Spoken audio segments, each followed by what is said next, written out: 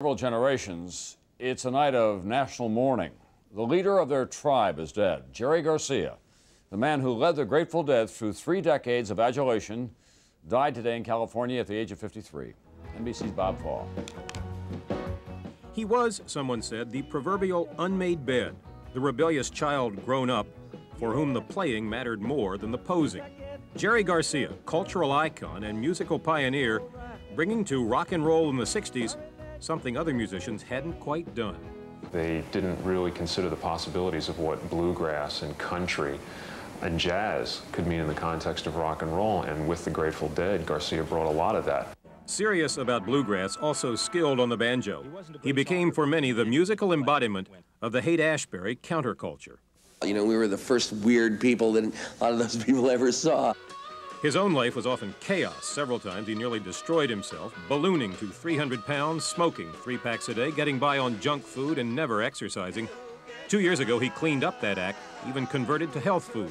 But drugs were never far away. This morning, his body was found at a drug treatment center. The millions of fans that would call themselves Deadheads and still wear the tie-dyes and all, they're never going to get over this. I think it's going to be very much, this is the most tragic death since John Lennon.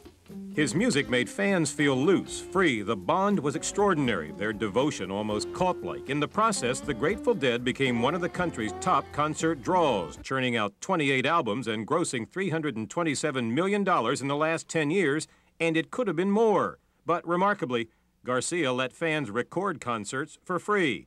Today, they mourned. My whole life will be different now. He brought such joy to my life. I have to cry when I think that I'll never hear him play again. Master guitarist, the Dead's heart and soul, he did not want to be adored, did not take himself seriously. If he had a philosophy, someone said, it probably was, if it's not fun, don't do it. It closes another page on the book of the 60s. In Touch of Grey, his only top 10 hit, Garcia sang, I will get by, I will survive. Now, his legacy, his music will. I will survive. Bob Fall, NBC News, Washington. Garcia, lead guitarist of veteran rock band The Grateful Dead, has died at the age of 53. He was found dead at a drug and alcohol treatment facility at Forest Knolls in California. It's hard to see how the Grateful Dead can survive without Jerry Garcia. He was increasingly portly and always modest, the antithesis of a commercial rock hero, but his guitar work was recognized as the band's strongest asset. The Grateful Dead have been a constant feature of the American music scene for more than a quarter of a century. During that time, they built up a huge repertoire of their own compositions, as well as drawing on blues, bluegrass, and folk influences. Essentially, what they were really about was the live experience. It was about an improvisational approach to music, and they would play for 5-6 hours, and the experience was really quasi-religious, and many of their fans treated them in that way. That loyal core of followers, the so-called Deadheads, grew steadily just as the band grew from the San Francisco Bay scene to become a nationwide phenomenon. And Grateful Dead shows, always more important than their studio albums, developed into performances of lengthy and intricate improvisation. Fergus Nichol, BBC News.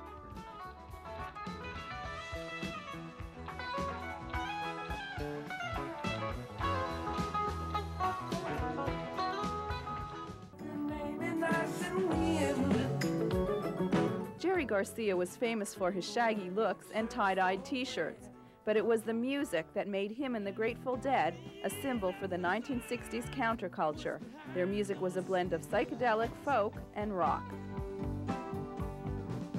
Garcia had a history of living hard. He had been in and out of treatment programs. This morning, he suffered a heart attack while undergoing treatment for drug abuse. Happened 4:30 this morning. He's in rehab. The phone has been ringing all day long at Toronto's Incredible Records. Jonathan Lipson owns the only official Grateful Dead store in Canada. He's also an old friend of Jerry Garcia. I met him in 1970. I'd moved to California and I was living in a town called Stinson Beach. It was a town of 500 hippies, and the Grateful Dead and other groups, Jefferson Airplane, lived there. Lipson says he lived about 6 houses away from Garcia. I needed some money to pay the rent, and I walked down the road, and there's Garcia and his lady, then Mountain Girl. And I went up to Mountain Girl and she said, "What's happening?" I said, "I'd like to be your gardener." And she said, "Okay." Working for them meant everything from hanging out to horseback riding with the band. He sells over $100,000 worth of Grateful Dead merchandise each year to collectors and superfans called Deadheads who follow the band all over the world. Unfortunately, I feel like I'm losing a lot of friends that are kicking in at 50 because of the abuse. Again, I don't know what happened to Garcia, but he wasn't the healthiest, and it takes a toll after a while. Jerry Garcia was 53. For CBC Entertainment, I'm Leslie Wasserman. It was not to make records, it was to play music live, to improvise, make every performance different. He wanted to be a good musician, and you know, on the good days, you know, he was a great musician. I don't care if my works survive, you know, or anything like that. I'm not really that attached to my own work. And in fact, that is sort of embarrassing in a way. But millions are attached to Garcia's work. The Grateful Dead is the top live band in the United States, grossing $50 million last year. And their fans, the Deadheads, are legendary. Oh, it's like the Gypsies. You know, we get together. It's a tribal stomp. Though Garcia spent much of his life fighting drug abuse, that was not the only legacy of the 60s he kept alive. That's something from the 1960s is hope, is love, is peace, is creativity. Those are wonderful ideals. We would all like to be able to live an uncluttered life, a simple life, a good life, you know, and like think about moving the whole human race ahead a step. From counterculture to mainstream, America is grateful to have had Jerry Garcia. John Blackstone, CBS News, San Francisco. And that's part of our world tonight. Dan Rather reporting for the CBS Evening News. Good night. Get to sleep that night till the morning came around. Set out running, but I take my time. Friend of the devil is a friend of mine. I get home. Today at a California rehab center. A Grateful Dead spokesman says the 53-year-old musician died in bed of a heart attack. He had battled drug addiction for years. Across the country, faithful Dead fans are mourning Garcia's loss. This is Haight-Ashbury in San Francisco, where Garcia's band made its mark as one of the leaders of the 60s counterculture movement. Deadheads there say Garcia's spirit will not die with him. You know how they say Bob Marley and John Lennon were kind of like prophets? Jerry Garcia was one too. So to me, it feels like when I go into a Jerry show or something like that, it's just like going into a sermon or something like that, you know, swagger, blah, blah, blah, so and so, you know, a good preacher, you know, it's all spiritual.